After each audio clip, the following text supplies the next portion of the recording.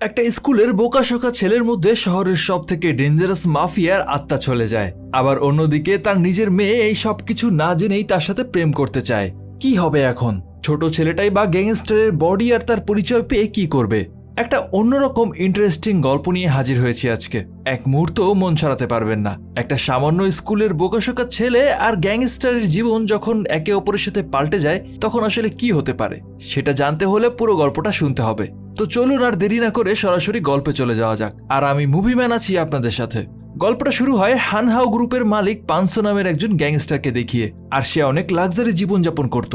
দুনিয়ার এমন কিছু ছিল না যা তার কাছে নেই, শুধু তার জীবনে একটা জিনিসেরই খুব অভাব, আর সেটা হলো ভালোবাসা। পানসো একজন বিবাহিত মধ্যবয়স্ক ব্যক্তি, কিন্তু সারা শহরের মানুষ তাকে ভয় পেলেও তার ওয়াইফ তাকে একদমই মানুষ মনে করত না। কিন্তু পানসো যে তার ওয়াইফকে খুব বেশি কেয়ার করত তাও না। কিন্তু তার ওয়াইফের বাবা ছিল আরো বড় গ্যাংস্টার আর অনেক টাকার মালিক। আজকে পানসো তার ওয়াইফের এই সম্পত্তির কারণেই এত বড় লোক হয়েছে, আর তাই সেই দিক হিসাব করে তার ওয়াইফের কথা একটু শুনে চলতে হয় আর কি। তো যাই হোক, পানসো বাসা থেকে বের হয়ে তার অফিসে চলে আসে। আর সেখানে এসে সে শুনতে পায় তাদের নতুন যে শপিং মলের প্রজেক্টটা শুরু হওয়ার কথা ছিল সেটার আশেপাশের সব জমি খালি হয়ে গেলেও শুধুমাত্র একটা কাঠের দোকানের মালিক তার জমি ছাড়তে চাচ্ছে না। আর এটা শুনে পানসো বলে, কার এত বড় সাহস?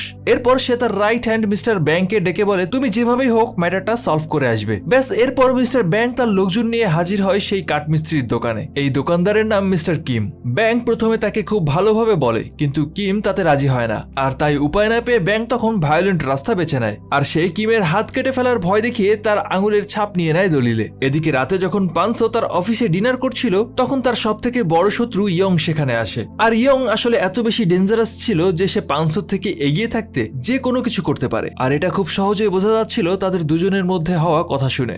এর পরের দিন আমরা দেখি পানসো একটা সাধারণ রেস্টুরেন্টে আসে নুডলস খেতে। আর এই রেস্টুরেন্টে সে প্রায় আসে, কারণ একসময় সে অনেক গরিব ছিল, আর সে নিজের সেই অবস্থাটাকে মনে রাখতেই এখানে বারবার খেতে আসতো। আর ঠিক তখনই জিং নামের একটা স্কুলের ছাত্র গপ গপ করে নুডলস খাচ্ছিল। কিন্তু যখন ছেলেটা বিল দিতে যাবে সে খেয়াল করে তার কাছে তো মানিব্যাগই নেই। সে বারবার দোকানের মালিকের কাছে মাপ চাইতে থাকে, কিন্তু দোকানদার মহিলা তাকে বলে, আরে তুমি ভয় পেও না, তোমার বিল এই আঙ্কেল দেবে বলে সে পানসোকে দেখিয়ে দেয়। দোকানদার আরো বলে, তুমি চলে যাও, এই আঙ্কেল অনেক বড় লোক। আর ছেলেটা এটা শুনে দ্রুত দোকান থেকে বের হয়ে যায়। আর এদিকে পানসো যখন তার মান সম্মান রাখতে ছেলেটারও বিল দিতে যায় তখন সে টেবিলের দিকে তাকিয়ে দেখে ছেলেটা 5 বাটি নুডলস খেয়েছে। সে কি মানুষ নাকি গরু? তো যাই হোক, এরপর দোকানের মালিক পানসোকে বলে, তুমি আজকে একটা ভালো কাজ করেছো, আর তাই আমি তোমাকে একটা গিফট দেবো আজকে। এই গিফটটা হয়তো তোমার জীবনে অনেক শান্তি দেবে। কিন্তু পানসো দোকানদারের কথা ঠিক বুঝতে পারছিল না। পানসো যখন দোকান থেকে বের হয়ে তার গাড়ি নিয়ে সেখান থেকে রওনা দিতে যাবে তখন সামনে থাকা একটা ময়লার গাড়ির জন্য সে বের হতে পারছিল না।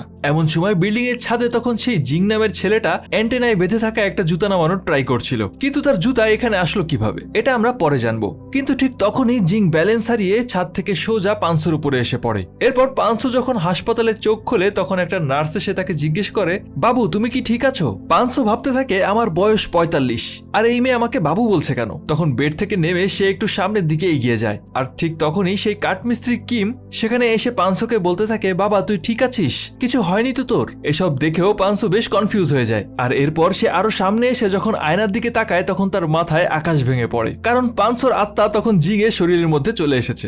এত বড় একটা গ্যাংস্টারের আত্মা তাও আবার চলে এসেছে একটা বোকা শোকা ছেলের দেহে, আর যার বাবা একজন কাঠমিস্ত্রি। ব্যাপারটা কিছুতেই মেনে নিতে পারছিল না পানসো, তাই সে অদ্ভুতভাবে পাগলের মতো আচরণ করতে শুরু করে। তার এইরকম আচরণ দেখে ডাক্তার জিং এর বাবাকে বলে সে মাথায় আঘাত পেয়েছে, তাই হয়তো সেজন্য কিছু মনে করতে পারছে না, আস্তে আস্তে ঠিক হয়ে যাবে। তখন পানসোর মনে পড়ে, এটা কি তাহলে ওই রেস্টুরেন্টের মালিকের জন্যই হয়েছে? সে